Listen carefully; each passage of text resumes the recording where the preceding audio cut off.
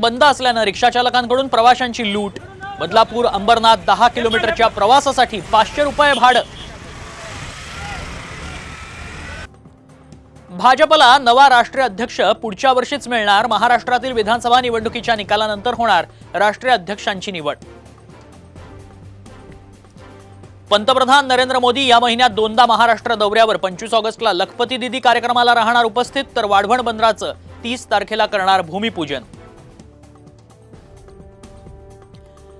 नाशिकमध्ये सलग दुसऱ्या दिवशी मुसळधार पाऊस। पावसामुळे शहरातील सखल भागात साचलं पाणी, वाहन चालकांचे हाल। सांगलीत प्रहार संघटनेच्या कार्यकर्त्यांचा पीक विमा अधिकाऱ्याला चोप। शेतीच्या नुकसानीचा पंचनामा करण्यासाठी पैसे मागितल्याचा आरोप।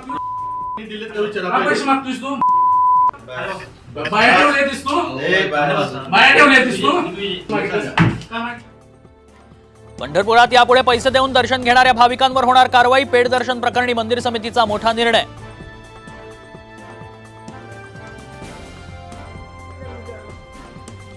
काँग्रेसच्या सद्भावना कार्यक्रमात नसीम खान यांच्या नावाची घोषणा।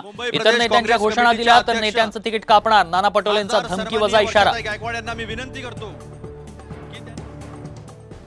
उपमुख्यमंत्री अजित पवारांचे निकटवर्तीय मंगलदास बांदलांवर पुन्हा ईडीची कारवाई। हडपसर आणि शिक्रापूर इथल्या दोन्ही घरांवर धाड।